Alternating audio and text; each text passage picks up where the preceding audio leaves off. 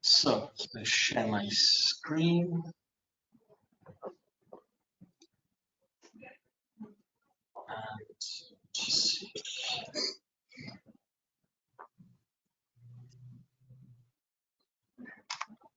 Okay. Very good morning to you if you're in the Caribbean or the Americas.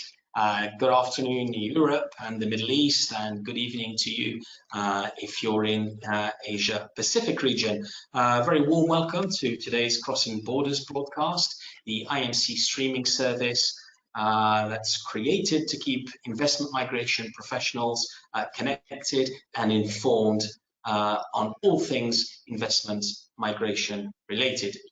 If you haven't seen one of these broadcasts before, don't worry.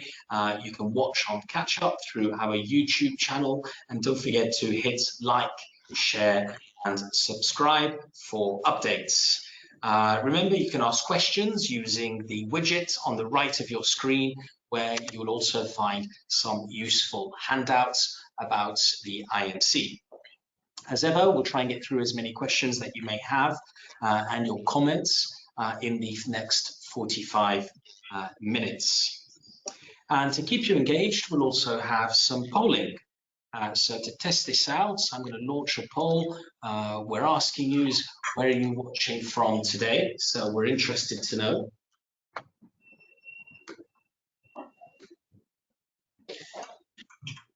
So I'll give you 5 more seconds, and we'd like you to choose one of the options: Asia Pacific, Middle East, Europe and Africa, Caribbean, or the Americas. I can see we're heading for 82% response. 85. All right. I'm just going to close that off now, and let's see if we can share the results on the screen for you.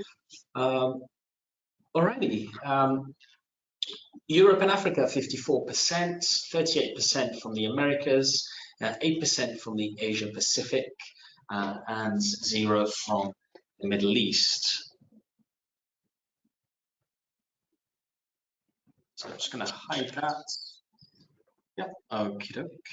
So we've got quite a lot to get through in the next 45 minutes. So strap yourselves into your chair for what looks to be potentially as exciting as a penalty shootout at the Euro 2020 football tournament, if you're a football fan. So today's broadcast is going to focus on updates from around the world. We have a good number of IMC corporate members based in the 4 continents, actually, I think.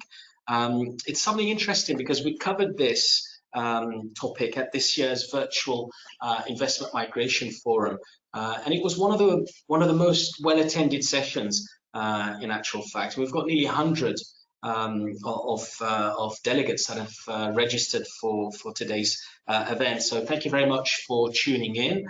But also I want to thank our speakers for accepting this invite. So let me, without any further ado, and housekeeping matters out of the way, introduce our speakers. Starting in London, Eric Major, the founder and group chief executive of Latitude, with offices around the world. And we have Lauren Ann Fellows, a founder of Premier Law based in Marbella in beautiful Spain. And then moving over to St. Lucia, Keith Isaac, who's the general manager for Polaris, Citizenship and Investment Consultancy in St. Lucia. And then finally, in the USA, down in sunny Florida, Edward Beshara, who's the managing partner for Beshara Global Immigration in Miami.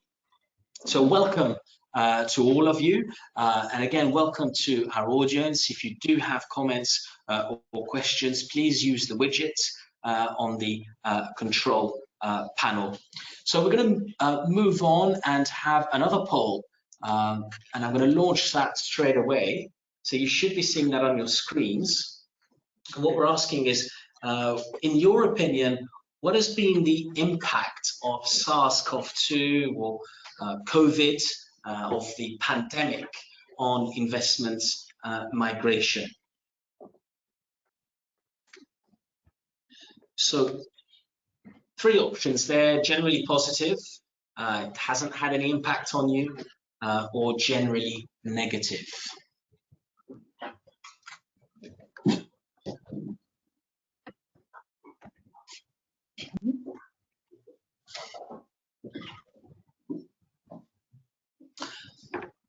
All right, so we're just coming up to 75%. While the last few votes are coming, this will be the first part of today's session. And then the second part of the session, our speakers will share with us what's been happening in their regions, in their businesses, what their clients are saying to them. Of course, one of the big questions, or a lot of the questions that are coming through in the news and through messages, is what is happening in the US? Is this the end of EB5? So we'll be talking to Edward, and he will update us on what is happening over there. So I'm going to close this poll and share the results for you. And I hope my speakers, my fellow panelists, can see the results on their screens as well. Can you see that? Yeah. Yeah. Yes. Yep. Perfect. Okay, I'm going to start with you, Keith Isaac. What's been, in your opinion, the impact of COVID-19 on investment migration? Thank you, Bruno. So I think that it's quite similar to what the viewers have actually said. It's really been positive from my perspective. So I think we've seen an increase in awareness, people being really locked down in their homes, seeing really the issues, or the issues which normally are already there, being highlighted a lot more. People are becoming aware that, hey, they need second options. And that has really put investment migration in the spotlight. What has also done, from, I would say, a government or country perspective, at least in the Caribbean, there's really been an increase in reliance on citizenship by investment. With the tourism sector being, quite impacted by COVID-19, we've seen governments across the region and elsewhere really focus on investment migration, whether that is increasing efficiency, whether that is changing the process, whether that is changing fees. We've really seen an increase in reliance and promotion of citizenship by investment. And in St. Lucia alone, that has led to an increase of over 200% in the number of applications year on from 2019, 2020, just before the pandemic has started. So I would say it's been extremely positive. I think that with that increase in demand, then there needs to be increase in standards, because the more demand there is, the more supply you're going to get. And more you're seeing, these fly-by-night sort of people coming along, hey, I can help you get a passport in this country. And you see a lot of people who may not be, who may not be scrupulous, who may not be with the IMC, who may not have the best intentions. So because of that, I think we also need more regulation. We also need more standards in the industries. And I think the pandemic has really shown that. So as much as there's been positives, there's also been more risk as well. Right. So Keith, you speak about efficiency, and that's interesting. What demonstrably are ways in which, let's say, St. Lucia has been more efficient in processing its cases, and how has that efficiency weeded out those who may not be fit for purpose to obtain citizenship through an exceptional contribution to the St. Lucian economy? So our process has now gone fully digital. We had moved to digital, or started to move to digital, before the pandemic, but due to the pandemic, everything is submitted online. The entire CIP units up to at least last month worked from home on these digital files. And whilst they would still expect physicals, the entire process can begin simply with scanned documents, which is really good, obviously, in terms of processing times. Also, what we've instituted is a pre-due diligence process where you provide a certified copy of your passport, a certified copy of your birth certificate, and some police certificates, and you're processing from that moment without the rest of the application. So these are some of the things we've done to ensure that there's speed of processing. Also, from a logistics standpoint, we've instituted online payments. So you no longer need to go to a brick and mortar bank to wire that investment of sometimes $200,000, $300,000. You can simply pay by card, which is in a pandemic where banks are closed, people want to stay home. That's very convenient. In regard to ensuring that due diligence standards are kept, I think that our unit has always been at the forefront of due diligence. We have some very good partners when it comes to due diligence and our processing. All of that is done externally. And throughout the pandemic, we've been able to ensure our high standards have remained. The CIP unit's reports, I've seen a few of them for due diligence for clients. They are extremely comprehensive, and that it's been good that we've been able to retain that comprehensiveness. And I think things are looking good for St. Lucia in that regard. I think there's a good balance, and we've not had any issues. We've not had, thankfully, any bad apples who soured the program, so to speak, and hopefully that continues. And I think our CIP unit is really committed to due diligence alongside process and having that really strong balance, because if you don't have that balance, it's really just a house of cards. I guess now you've made that leap into the full digitization. There's no going back from that, which is a good thing. Ongoing, I'm sure there's a few issues to be ironed out with all digitization processes, but it's an excellent development from what we can gather. I want to come to Marbella, Spain. Lauren and Fellows, Premier law firm specializing in investment migration. What's been, from your perspective, the impact of COVID-19 on investment migration? Thank you, Bruno. Just to say, I'm replacing our CEO and founder today, so it's a pleasure to be here. Thank you for having us. I think it's been overall positive in the sense that I'm not sure how many of you are familiar with the Costa del Sol and with the Marbella area specifically, which is where we are based mainly. But I think my main point is the Costa del Sol, the climate here, the beaches, the nature, everything. This will always be here. So even during a global pandemic, it will always be a top holiday destination. It will always attract investors, mainly because of everything that it has to offer, which is permanent, so to speak. The nature, everything. The climate here is fantastic. It's about 30+ degrees here today, which is nice. It's tolerable heat. There have been an increase in inquiries this year in Spanish golden visa applicants, investors, especially now that borders are slowly opening up. Vaccination here is going well. There's definitely been an increase in interest in both real estate investments, golden visa applications, and in Spain and other countries there are a few other investment options. So yeah, it will always be an attractive place for foreigners for investments, no matter what happens. So overall, I would say positive, slight loss in tourism, which is our main sector, but confident it will pick back up soon. Okay. In London, Eric Major, you were based in originally Canadian citizen from Montreal, and then a long time in Jersey, now in London. What's your perspective on the impacts that COVID has had on investment migration? Well, thank you, Bruno, for having me. And like your little survey at the beginning demonstrated, that was very much and has been the experience that we've had here at Latitude. Frankly, maybe even more significant than what your polling suggested, but it's consistent with what our industry has experienced over the years. 1989, Tiananmen Square brought a wave of activity and interest because of nervousness.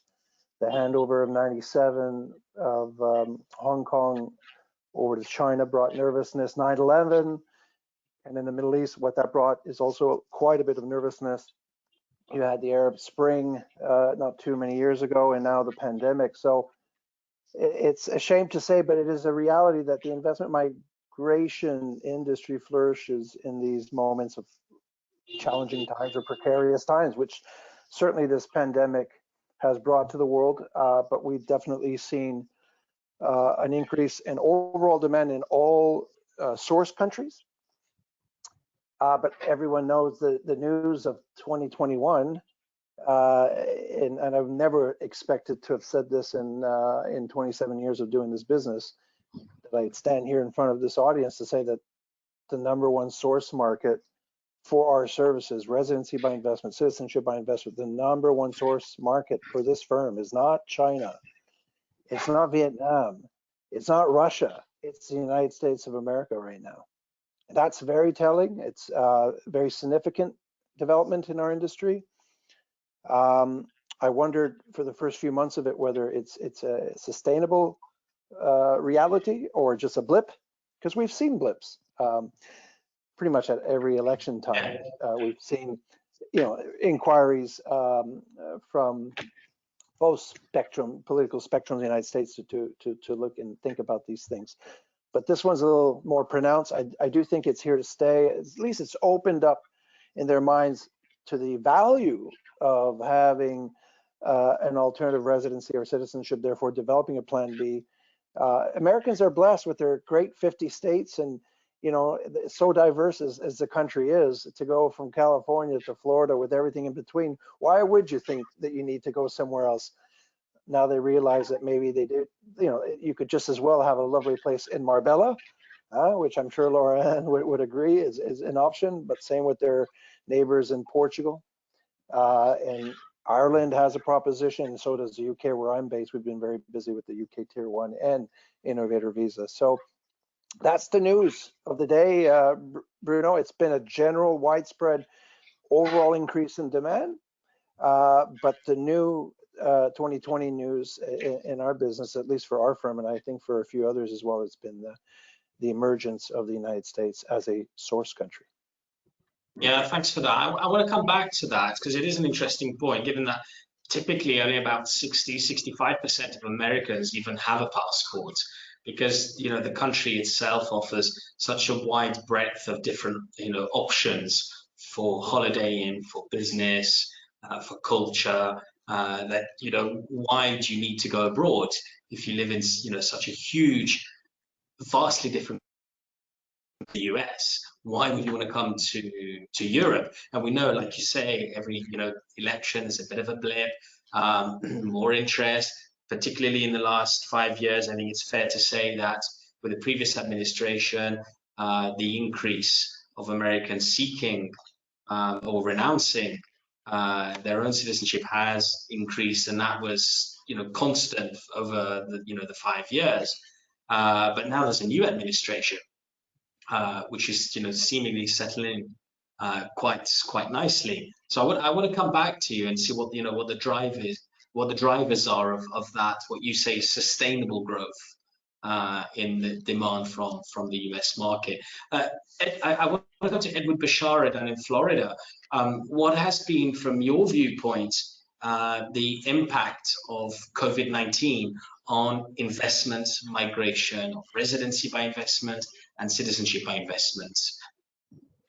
Thank you, Bruno, and it's a pleasure being able to address the questions. But I think over the past year, in 2020, when the pandemic did occur and it started to take speed in probably March, the impact was that the people that wanted to get to the US were really delayed because US consulates processing visas, there were long waiting lines, some of them were closing, which they did. And so even though there was an intent of a lot of people wanting to get to the US, they could not do so. However, the people that were already in the US, they had the ability to adjust to another type of visa, which was their goal. For example, if you were a student or if you were visiting the US, you were under maybe a non-immigrant visa, and you had the ability to adjust in the US, they did so. There are a lot of investor clients that were under EB-5 and they had to file petitions to remove their conditions. They could do so because they were in the US. So the impact, yes, there was an impact. A lot of the people that wanted to invest said, let's go ahead and do our due diligence, which was positive. But the ability to obtain the visa, which was the last step to get to the US, was delayed, right? And so the only thing that I could say is that today, because of the pandemic and because of the slowness of the US consulates in processing and getting visas approved, it has not stopped the interest. It has not stopped the process, the immigration process, because as far as the US immigration process for investors, they need to say, okay, what option do we choose? Do we choose a temporary investment visa? Do we choose a permanent investment visa? Once they choose the best option for themselves, we can still start the process, even though the consulates are slow in getting them the visa. So the process would be preparing petitions to be filed in the US, preparing the investor for due diligence on the type of business that they want to invest in or the project, authenticating their source of funds, due diligence on the whole process. And so even if they're in another country, the process, hiring the right team of professionals, does exist. It has existed from 2020, still continues in 2021, because what we find is that the Americans, even though they may want to get another citizenship, go somewhere else, but the majority of Americans want to stay put, because as you said, America is a vast country. So, you know, what happens in LA, what happens in New York may not affect what happens in Florida. What happens in Atlanta may not affect what happens in Chicago. So the whole process of America still being a #1 destination for foreign nationals is still there.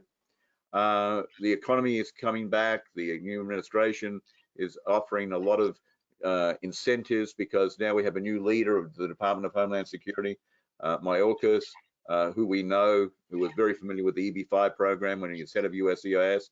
So the programs are back, the interest is back, and we're seeing a huge increase in demand, especially over the past couple of weeks, a huge increase in demand in people wanting to start the investment process to come to the US. Right. Thanks for that, Edward. I want to come to back to Europe a little bit, and kind of, we've talked about what the impacts have been.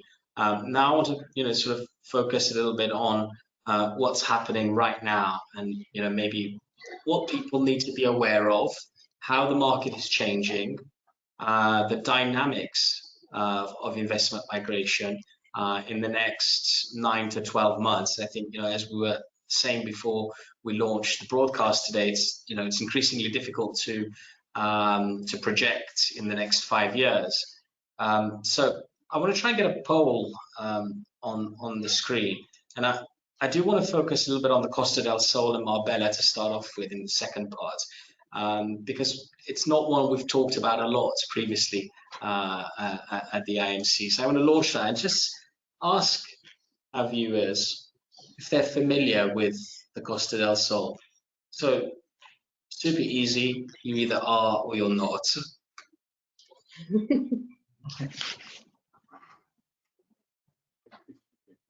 And if we get 100% reply of yes, then probably you can just go off for afternoon, for an afternoon cappuccino or a cup of tea, Lauren.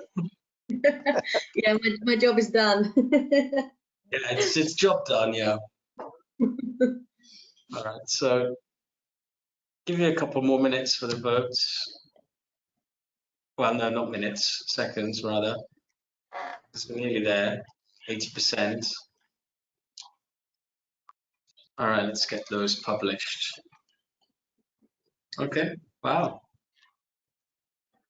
So, yeah, nearly 70% of people know the Costa del Sol.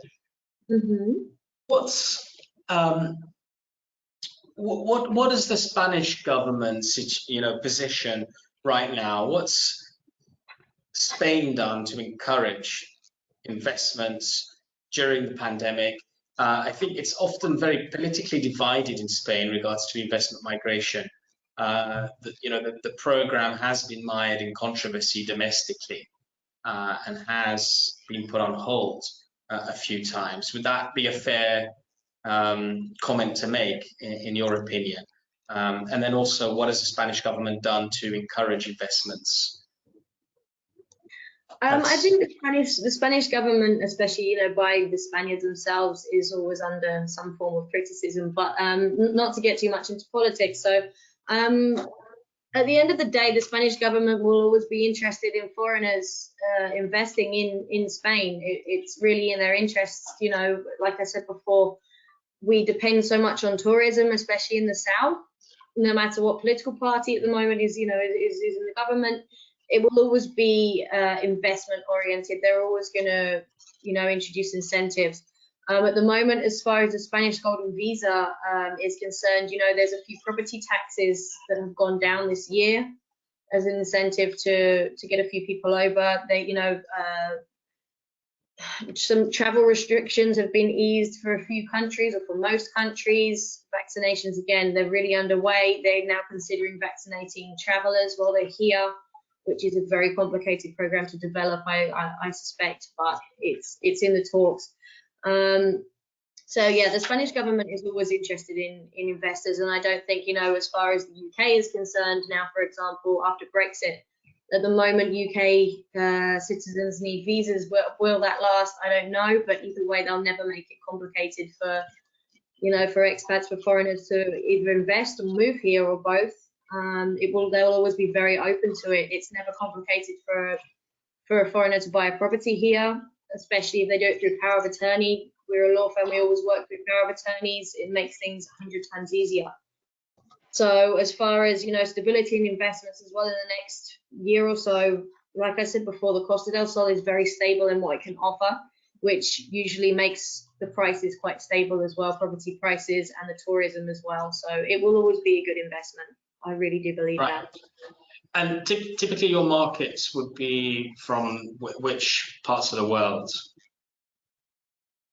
At the moment, obviously non-EU because of the visa. At the moment, we're really expanding in kind of the Middle East region, mainly Dubai. We'll be spending a lot more time there in the coming months and next year, especially. Really going to, property shows, real estate events, really promoting the Golden Visa. So, as most of you may know, Dubai is such an international city. Who knows where we'll get investors coming in from? But mainly, kind of the Middle East at the moment. Yeah. Okay, how stable is the luxury real estate market in your part of the world, in Marbella? Very, very. Real estate or villas, especially, they maintain their value, and they can go up millions of euros in price just because of the views around here. All the properties are mainly south facing. They have views of the Mediterranean and also Africa and Gibraltar, which are some of the best views I've ever seen. And yeah, depending on where they're located, they can go up millions. So it really isn't a concern for the luxury estate market. Investors have been taking the opportunity to invest now before prices go up if they do. But again, always a good investment. It's very, very stable. Is language a problem? Obviously, Spain is a very proud nation, Spanish speaking, of course. If you don't speak Spanish, what are the hiccups? What awaits you? It's not a problem in day-to-day life at all. Marbella, especially, is such an international town, city, area. There's people from all over the world here, Asia, Africa, States. As long as you speak English, and even if you don't, you'll find a way. Everybody here, like I said, is so open to receiving foreigners, so it will never be an issue to get your point across. And as far as administration, paperwork, etc., then just hire a local to either translate or a local lawyer to help you out to avoid language barriers and possible complications. All right. What's in store for your firm, and what are you guys planning in the next few months, years? Our plans for the summer, we're very busy because most of our clients are able to come over now, finally, after 18 months, and check up on their affairs here, get everything in order. And towards the end of the year in November, we'll be at a very large real estate event in Dubai, promoting the golden visa and the real estate options that we have. And then again in March next year as well, we have another big event, and we'll be in Dubai quite frequently next year, especially. We're expanding there and have a migration consultancy there now, so we can kind of offer both sides. So big things. Incidentally, I'm just going to advertise our own events since you bring it up. But the IMC is planning to hold an event towards the end of towards the end of the year, beginning of December, in Dubai. So look out for some information about that. To see you there, of course. So sorry, but it was an opportunity not to be missed, wasn't it? Really? All right. I want to move to Keith Isaac in St. Lucia. What's sort of, you know, what is happening in St. Lucia, in that part of the world? Keith Isaac. Thank you, Bruno.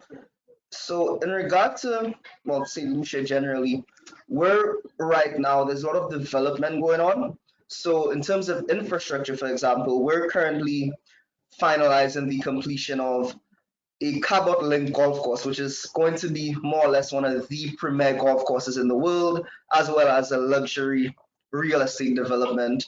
We're also right now developing several new road networks as well as highways to, you know, ensure that people can move around St. Lucia well, and just developing our infrastructure and country, which I feel is very important for citizenship by investment, as we have a very large expat community. And right now, similarly to what Eric has said, our largest source market has been the US. A lot of these people, they want to know that, hey, this second citizenship, if I ever need to move to St. Lucia, it's a nice place. So there's a lot of development going on right now, which I think bodes well. There's also an election coming up, which constitutionally is due in October. So it's quite interesting because of that. There's some uncertainty, but not in regard to citizenship by investment, I would think. And the reason for that is our program was actually instituted under the previous administration. And I would say this administration has, you know, taken the baton and really ran with it. So I think that there is some sort of consensus about the need for citizenship by investment in St. Lucia. In regard to it's a nice position for the country to be in, isn't it? Because often we see that governments are, you know, completely divided with the opposition when it comes to citizenship by investment, and you know, opposition tend to fervently hate and despise governments that run programs. We've seen it in Europe, we've seen it in the Caribbean. But just to recap there for the audience with us, politically, your recess, your government's parliament is going to recess as of today, right? Yeah. And elections need to be held by when, please? In October, mid-October. I don't have the exact date in my head, but it's mid-October. Right. So by the end of October, the elections need to be held. So presumably there'll be, you know, some kind of announcement in the next few weeks to give, you know, the country, you know, what, 3 to 4 months of electioneering, right? Yeah, I would think sometime in July we should have some sort of announcement. There's already campaigning going on. Parties have started issuing manifestos. So I think in July we should have some certainty as to when that election date is. How does that look currently? What is the approval rating of Alan Chastanet, the current Prime Minister? Well, in regard to approval rating, I think I can only really speak for, well, what I've heard personally, I think, and what I think personally as well. It's difficult to speak for the whole country, but I think that there's been a lot of development in regard to infrastructure. And I think we've really tried to get a lot of foreign direct investment. But I guess my question is he popular? Does it look like it will be a continuation of the present administration, or is there likely to be a change in administration? I think if you can't answer that, then I guess it's okay. I mean, but it's quite difficult to say, to be honest. I think, again, with everything, there are people who like him, there are people who don't. There are people who like certain things which he does, other things that they don't. So it's difficult to see. But I think that in Keith's defense, from what I hear, it's a tight race. Yeah. Okay. Yeah, Interesting. there's no slam dunk. Whereas that question could be easy to answer in certain jurisdiction. I think Keith is politely navigating what is not an obvious answer. I think PM Chastanet knows it. I hope for him he pulls it off. I'm a big fan of what he's trying to achieve there. But from what we hear, it's no slam dunk. Okay, but there is consensus with a continuation of the program. Yeah, most definitely. Oh, yeah, most definitely. I agree with that. Good. Yeah. So that's reassuring, of course, for professionals that work in the sector. Keith, you mentioned earlier on digitization processes that have been ongoing in St. Lucia, and that's completed. And you talked a little bit about due diligence to make sure you root out the undesirable applicants. How bad a problem is it, do you think, in the Caribbean of undesirable applicants, and how are they getting through? And what does the industry need to do to prevent that going forward? So in regard to, well, I'll start with St. Lucia. In regard to St. Lucia, I think we've done extremely well, but part of that reason is we are the newest program in the Caribbean. We have the least numbers, so the less people you have, the less likely you are to get a bad apple. As much as we have great due diligence, I think the other programs do a really good job with the due diligence. We have seen a few issues in places like Antigua most recently. However, a lot of these things are in many ways not the fault of these programs, I would think. These programs do extreme and in-depth due diligence. Sometimes a lot of things only come out into the public eye after someone becomes a citizen, or someone may commit a crime or do something which they really shouldn't be doing after they become a citizen. And it's very difficult to weed that out. I think what the programs need to continue to do is high-level due diligence, cross all their T's, dot all their I's, and that's really the most you can do. There's no way that a program who, when they've taken someone in, that person is above board, and then 2 years later, that person goes completely over the rail, so to speak. There's no way that a program can protect for that. But what they can do is put laws in place so that if this happens, you can rescind that citizenship with due process and the law on your side. So I think it's really a balancing act, but it is difficult for these programs. But I think right now, we're doing really well in the Caribbean. And I think there needs to be a bit more collaboration as well in between our programs in terms of processing, due diligence, and standards. And maybe that is the one thing which could, put us just a bit closer to where we need to be. But I think we're very, very close to where we need to be in the Caribbean. And I'm quite proud of our programs.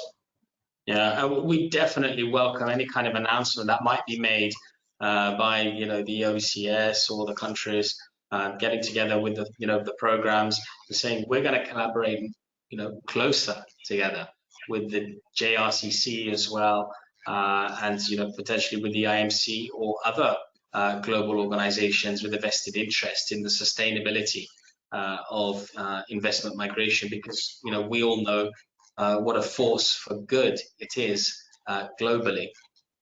I want to come to Edward Beshara.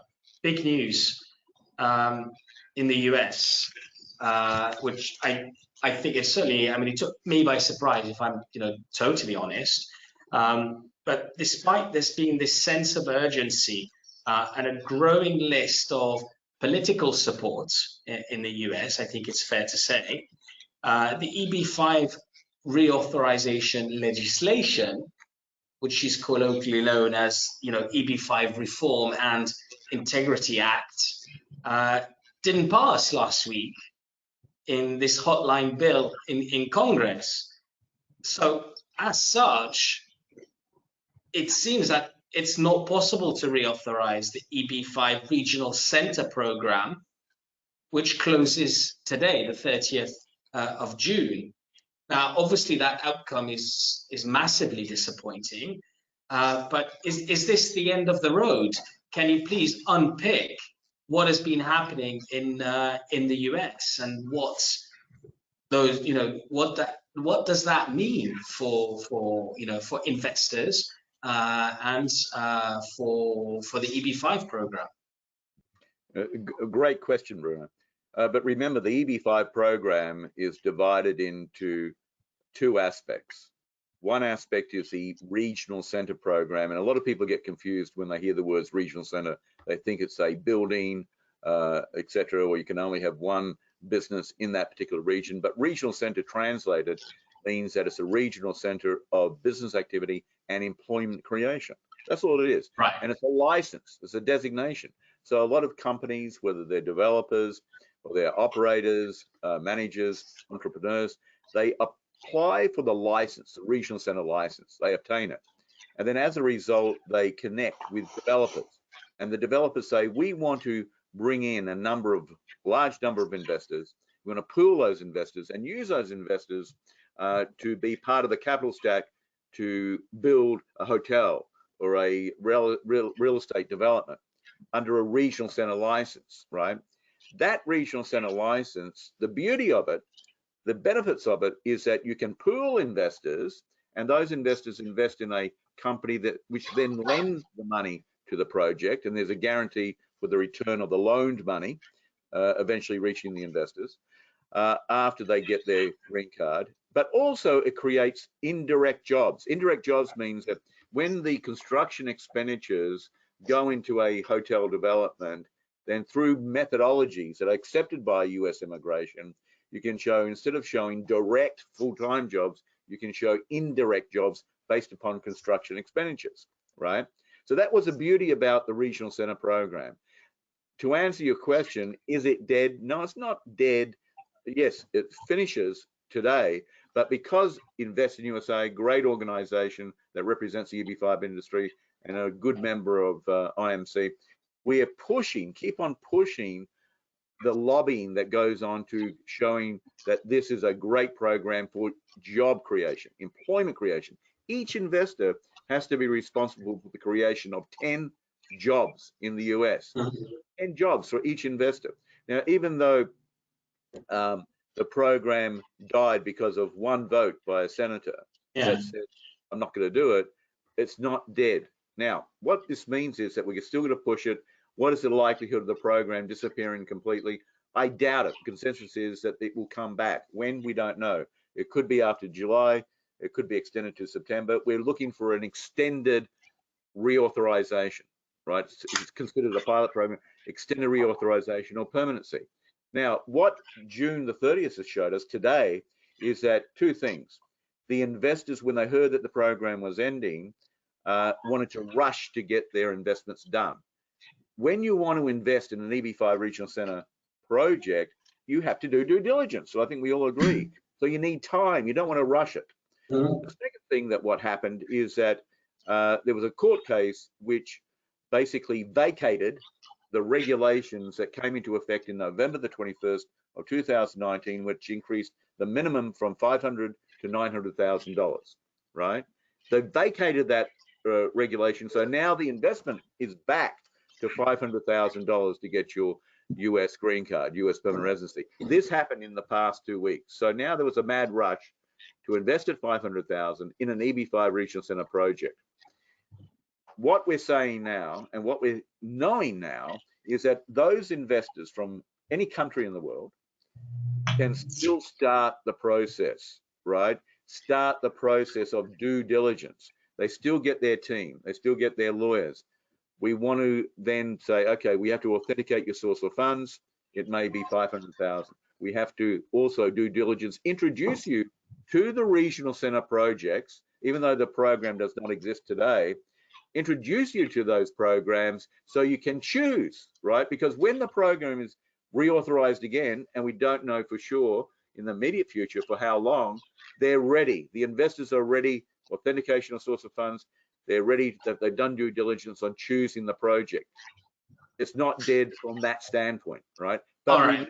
Just very quickly, the EB5 direct program is permanent. The investors can still invest at 500,000 in their own businesses, their own projects, but they have to show that the creation of 10 full-time jobs. That program is not dead.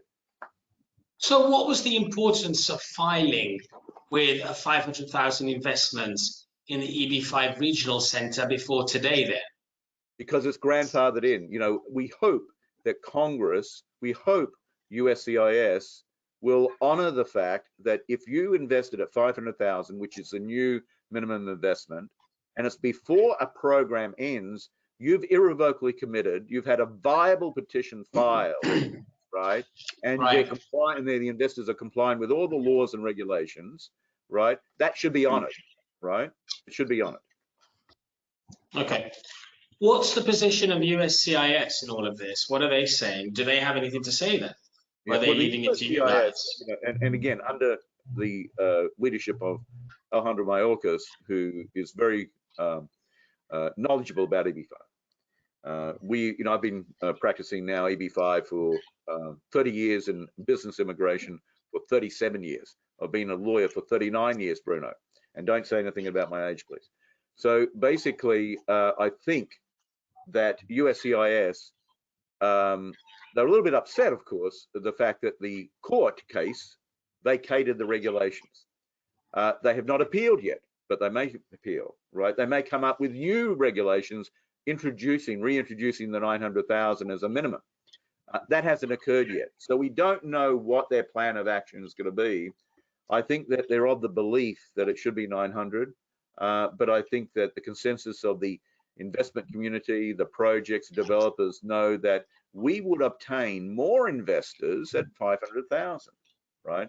So what the projects are doing now is saying invest at 500,000, but you could also have a promissory note on top of the 500,000 that if you've got liquid assets, you can use those liquid assets to secure a promissory note that if you have to pay more than 500, well, then you can make monthly payments to get up to that threshold. But you do that at the time of filing your petition, right? And I think to answer the question of all the other programs that we see globally, you invest in real estate to obtain residency or citizenship, investing in real estate. We say in the US, you can do the same thing. You can invest in real estate, whether it's in St. Lucia or Spain or Portugal, invest in the real estate, get a mortgage against that real estate, use that mortgage money then to come to the US and invest that amount in the investment programs, right?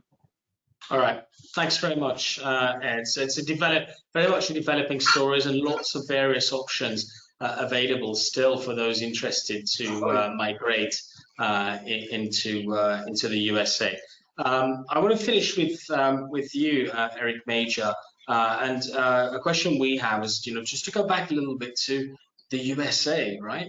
From the perspective of American citizens wanting to leave, and one of the questions that came in on the chat as Edward was talking is, what are the motivations, and where are these American citizens going? Interesting question. Thank you, Bruno. Yeah. Well, I've developed this, I'm having to summarize all these various dynamics, and I think I came up with something that's a little cutesy, which I'm calling SMILE. S for security, that's what they're looking for. M for mobility, just looking to enhance mobility with a second passport, and even Americans as well, because as strong and as viable is their passport in normal times. We saw during the pandemic that Americans were curtailed in terms of their access to the world in the height of the pandemic. So to continue with my little acronym, I for investment, because that's what we're talking about. You acquire these privileges by making an investment, and by doing so internationally allows you to diversify your holdings. So there's a purpose and a logic in doing so.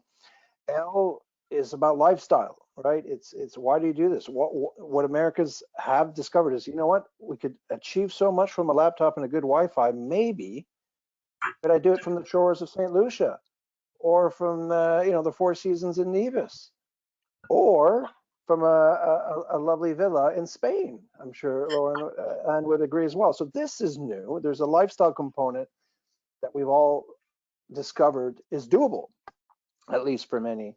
And of course, E, the final letter in my little acronym, is education for the children. That's still a drive, particularly as it relates to destinations like Canada, the UK, and Australia. But E is also for employment, because you've got these new digital nomads, crypto millionaires. Right. Yeah. And they like very much this idea that maybe it's not just education, maybe it's employment opportunities as well, or just new opportunities for business. So Americans are no different. They are looking for that plan B, which is security. They're looking for mobility if things get jammed because of another pandemic or something else. They're looking to diversify their investments internationally and globally. They're looking for that lifestyle card. Yes, you could go from California to Houston or New York, but maybe you extrapolate that beyond the US borders and add the Caribbean and or Europe. So that's the lifestyle discovery that Americans are making. And of course, finally, E is still an opportunity for your children to have an international education or an employment opportunity. So those are the drivers. People get confused. I've had questions from the media around, oh, isn't this all a tax dodging place? And don't you know Americans can't escape Uncle Sam? It's the only nation in the world that will grab you no matter where you live and where you reside. Whether you choose to hang out in Spain or in the UK or Australia or Canada, you must file with Uncle Sam each and every year as long as you retain your American citizenship. And it's the grief of many Americans who may have been living outside the United States for many, many years and feel that's a very big frustration to bear. Hence, as you said earlier, Bruno, why we've seen an increase in renunciation. If you really look at those numbers, yes, there's the increase. Yeah. The first 8 years of those 10 years, it's mostly been the American living outside the United States that was renouncing. But admittedly, in the last 2 years, I think you have a domestic market as well. So that's maybe the new element. Yeah, and it's increasing year on year. It's getting more complex and more expensive to renounce US citizenship as well, right? I see Ed nodding as well. So you see, what do you think will be the reaction of potentially increased scrutiny of these programs, maybe led by the United States, as they see more of their citizens, wanting to, acquire new citizenships in countries where, maybe a lot of, federal employees have never heard of these countries? It's a very important question, and I think of it from a country and geopolitical point of view. It's quite significant, and it's, now that it's touching the United States, they'll have to start thinking about this in the same way that China has and other parts of the world have when they've seen talent leave, hopefully not permanently. In the Chinese example, they got educated abroad, they got experience abroad, but they still retain in many instances a strong connectivity to their homeland of China. So we saw that over 30 years. I would hope to think that we'll see that in the United States, but make no mistake about it, this is a really big challenge for countries. When your top 1% pick up their bag or just start diversifying their assets in another country, great for the recipient country. St. Lucia likes this concept, so does St. Kitts, and so does Portugal, and so does Spain. What does it mean for the IRS, for the fiscal plight, the treasury aspect of Mr. Biden's administration? And don't diminish the significance of it, because I always give the micro example of this, and I should dig it up and have it next to me because I use it too often, but I want to make sure I'm not exaggerating it. But I remember once reading a story, maybe 6 years ago, how in the Comté of Vaud in Geneva, a very rich area of Switzerland, how only 2 families left and no longer maintain residency in that canton, went to another canton, and the impact of those 2 families leaving in terms of their annual tax payments to that Comté of Vaud brought it down something like 33% or 37% by memory. In other words, it was tangible. So when you got your top guys from California, from New York, from New Jersey, from Florida looking at this, they'll still have to pay taxes. But if they renounce, that has a more long-term implication. So I think that's an interesting conversation. Go ahead. Sorry, Eric. Just a very quick point. When anyone comes to us and say they want to renounce, U.S. citizenship, the best advice we can give them is we do a first-step analysis, right? We bring in Eric or Lauren or Keith, Bruno, we bring in the team of professionals, the top accountants, corporate lawyers, business lawyers from the countries that they may want to get new citizenship in, as well as the US side. And then that may take a bit of time because they need to look at all the repercussions, right? Yeah. Some people may say, we want to renounce US citizenship, and then they don't have it anymore. Well, then they say, well, how can we get back to the US? Well, then like everyone else, they need to get a visa to come back to the US. Or they need to get a visa to run a business in the US. But what does that look like to the US authorities when they renounce citizenship, but now they want to come back and do business, right? So I think there's a lot of questions that need to be answered, analyzed before they make that final decision. Agreed. Typically, Ed, how long will that process take? Not long at all. No, the renunciation is not going to take long, but it's getting to that point of making that final decision to do so, right? You need to make sure there's due diligence, right? Because it's not an easy decision. They may think of, as Eric and Lauren and Keith said, going to beautiful countries with beaches and a very scenic, but of course, we have the same thing in Florida, and we have the same thing in the US. We have some nice places to see. But I think making an important decision to not so much get the second citizenship or residency, that's not the issue, but renouncing US citizen, a major decision. Absolutely. I think if you're a US citizen living in the US, then it is a big decision. I think it's probably easier for people that may have left the US when they were young children with their parents and have lived all their adult lives in Hong Kong or in Europe. I think all their ties are abroad. It's easier. I mean, if you're Boris Johnson, the UK Prime Minister, it's a no-brainer. It's very easy to make that decision to renounce because you've got no links. You're what's called an accidental American, and there are many thousands of those in around the world, of course. Ladies and gents, we have to leave it there because I normally promise short, sharp, witty, and intelligent exchanges that last no more than 45 minutes. We're heading up to about 55 minutes right now. I want to thank you all for taking the time from your schedules to our speakers, but also to our audience. I hope you found this this conversation interesting between some brilliant professionals, IMC corporate members from around the world, Ed Beshara in Florida, Eric Major in London, Lauren Fellows in Marbella, and Keith Isaac in St. Lucia. If you're not already a member of the IMC, then visit our websites, www.investmentmigration.org/membership, and you get information on how to join our community, support our work, and also get daily updates on what's happening in investment migration right now around the world. We'll be back on the 14th of July at 2:30 Central European time, and there we'll be looking at insurance in investment migration, so health insurance predominantly, what you need to know, what your clients need to know when selecting the right health insurance options, because there are many options available out there. So that's the 14th of July at 2:30 Central European summertime. So in the meantime, what's left for me is to thank you once more.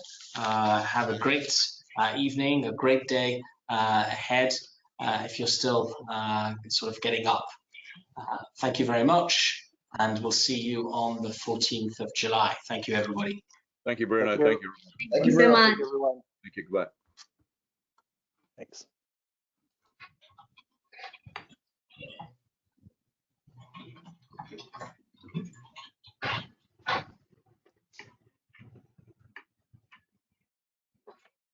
Introducing the Certification in Investment Migration from the Investment Migration Council, the first structured learning product of its kind globally, designed for you. Explore the bite-sized learning pathway of each module on our custom online platform. You can track your progress as you go and learn at a pace that suits you, with an estimated 5 hours of study time per module. the certification in investment migration contributes to the development of professional competencies and standards for those new to or already working in the industry. So, what are you waiting for? Visit our website to start your learning journey today.